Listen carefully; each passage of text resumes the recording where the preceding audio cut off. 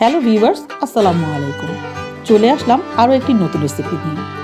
আজকে শেয়ার করব পাকিস্তানের বিখ্যাত রেসিপি মাটন কড়াই, যেটা সচরাচর ল্যাম্ব অথবা মাটন দিয়ে তৈরি করা হয়। তবে আমাদের এখানে মাটন যেহেতু অ্যাভেলেবেল, তাই আমি মাটন দিয়ে তৈরি করব, যেটা খুবই কম মশলায় তৈরি এবং এক কথায় এই রেসিপিটি লাজবাব। তো চলুন আজকে রেসিপি শুরু করা যাক। এইখানে আমি অ্যালুমিনিয়ামের হাঁড়ি ইউজ করেছি। এই রান্নাতে সচরাচর লোহার কড়াই ব্যবহার হয়ে থাকে, আমার কাছে নেই, তাই আমি একটু হেভি অ্যালুমিনিয়াম ইউজ করেছি। আপনাদের কাছে না থাকলে ননস্টিক প্যানও ইউজ করতে পারবেন। কড়াইতে দিব 1 কাপ তেল। তেলটা হাই হিটে গরম করে নিয়ে দিব 2 কেজি পরিমাণ খাসির মাংস, এবং হাই হিটে মাংসটা ভেজে নিতে হবে।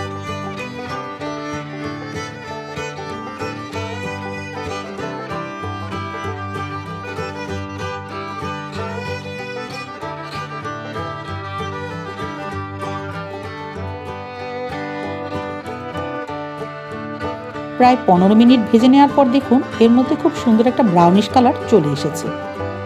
এতক্ষণ কোনো লবণ দিইনি, কারণ তাতে করে মাংস থেকে পানি রিলিজ হতো এবং মাংসটাও এরকমভাবে ভাজা হতো না।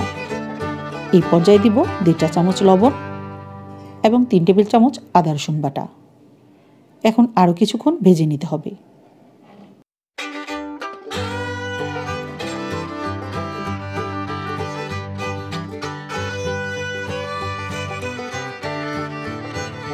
আরও প্রায় 5-6 মিনিট ভেজে নিয়েছি। এবার এর মধ্যে দিব 3 কাপ পরিমাণ গরম পানি।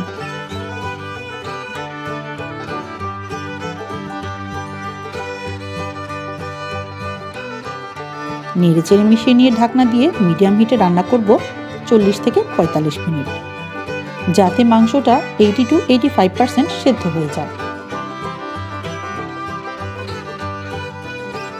প্রায় 45 মিনিটস মাংসটা আমি রান্না করে নিয়েছি। মাংসটা প্রায় সেদ্ধ হয়ে গিয়েছে। এর মধ্যে বেশ কয়েকবার নেড়েচেড়ে দিয়েছি। মাংসটার মধ্যে এখনো বেশ পরিমাণ পানি রয়ে গেছে। এই পর্যায়ে অ্যাড করব এইরকম মাঝখান থেকে 2 টুকরো করে নেওয়া 1 কেজি টমেটো। এরপর ঢাকনা দিয়ে ঢেকে মিডিয়াম হিটে রান্না করব 8 থেকে 10 মিনিট। এর মধ্যে টমেটো নরম হয়ে উপরের স্কিনটা আলগা হয়ে যাবে। ফিরে আসবো কিছুক্ষণ পর।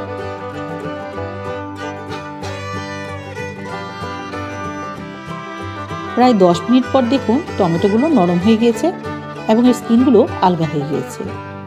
এখন একটা চিমটার সাহায্যে টমেটোর স্কিনগুলো তুলে ফেলে দিতে হবে।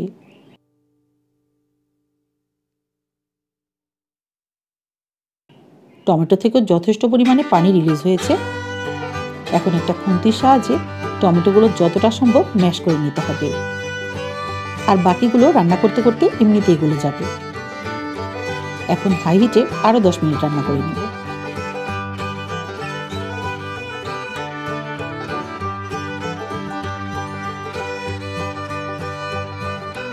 টমেটো একদম গলে গিয়েছে। এখন ঝালের জন্য দিব 10-15টা কাঁচামরিচ কুচি, তারপর নেড়েচেড়ে দিব এবং আরো কিছুক্ষণ রান্না করে নিতে হবে, এর মধ্যেকার অতিরিক্ত ঝোলটা কমে আসা পর্যন্ত।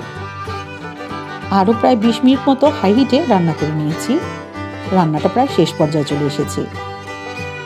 এই পর্যায়ে দিব কিছু জুলিয়ান কাট করা আদা কুচি এবং 1.5 চা চামচ পরিমাণ গোলমরিচের গুঁড়া। আর 5 মিনিট মতো রান্না করে নিলেই হয়ে যাবে।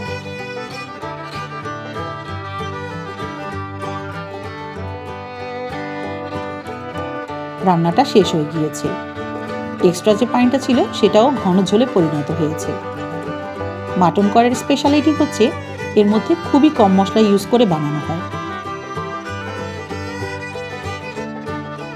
এবং এই ডিশ বানানো যেমন সিম্পল এবং ইজি, আর এর টেস্ট তো মুখে বলে বোঝানো যাবে না, যেটা আপনাকে তৈরি করেই খেতে হবে। আর একবার বানালে বারবার বানাতে চাইবেন।